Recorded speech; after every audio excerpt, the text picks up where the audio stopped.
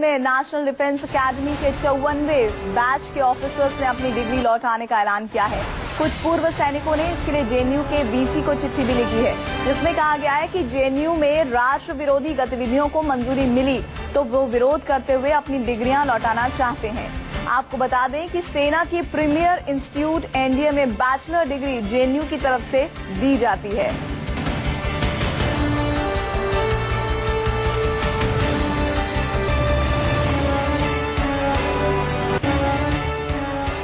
पूर्व सैनिकों की चिट्ठी हम आपको दिखा रहे हैं। अब खुद जेएनयू से जुड़ा हुआ महसूस करने में हमें दिक्कत हो रही है। जेएनयू राष्ट्र विरोधी गतिविधियों का अड्डा बन चुका है।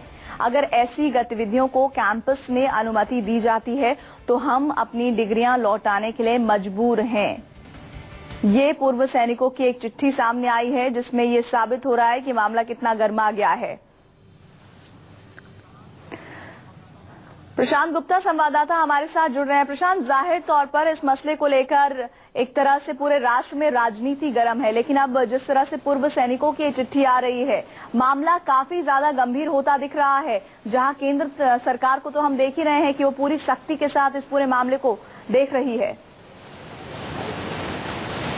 जी बिल्कुल, देखिए जैसा कि आपने बताया कि जेएनयू की जो डिग्री है, जेएनयू की जो बैचलर ऑफ साइंस और बैचलर ऑफ आर्ट्स की डिग्री जो है वो एनडीए कैंडिडेट्स जो होते हैं उनको जेएनयू की तरफ से मिलती है। जब वो पास आउट करते हैं एनडीए को, उसके बाद फिर डिग्री जो है वो जेएनयू की तरफ से मिलती है।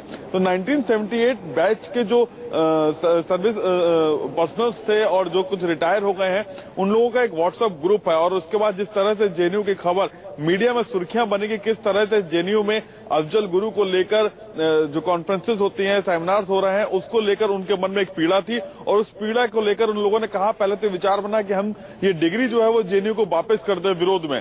लेकिन कुछ लोग जो हैं वो इसमें, कई लोग हैं जो अभी सर्विस में भी हैं, तो उन्होंने कहा कि इसको लेकर पहले हम चिट्ठी लिखते हैं वाइस चांसलर को कि अगर वो इस बात को लेकर अपना विरोध दर्ज करवाएंगे चिट्ठी के जरिए। और अगर इस तरह की एक्टिविटी नहीं रुकती है तो जो 1978 बैच के जो लोग हैं एनडीए के, उन्होंने तय किया है कि वो अपनी डिग्रियां जो हैं वो जेएनयू को वापस कर देंगे। इसके मायने क्या निकाले जाएं? एक तरफ हम देख रहे हैं सियासत काफी गरमाई हुई है मसले को लेकर।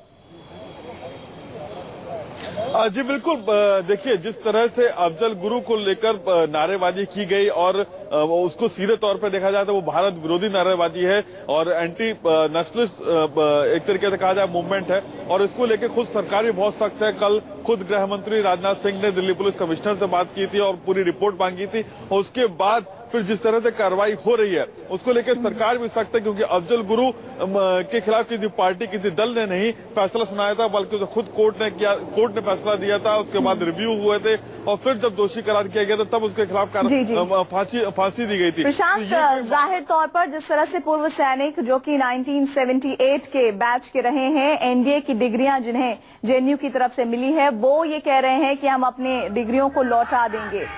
बहुत बहुत शुक्रिया हमसे जुड़ने के लिए। इधर रामदेव ने भी जेएनयू में राष्ट्र विरोधी गतिविधियों पर निशाना साधा है।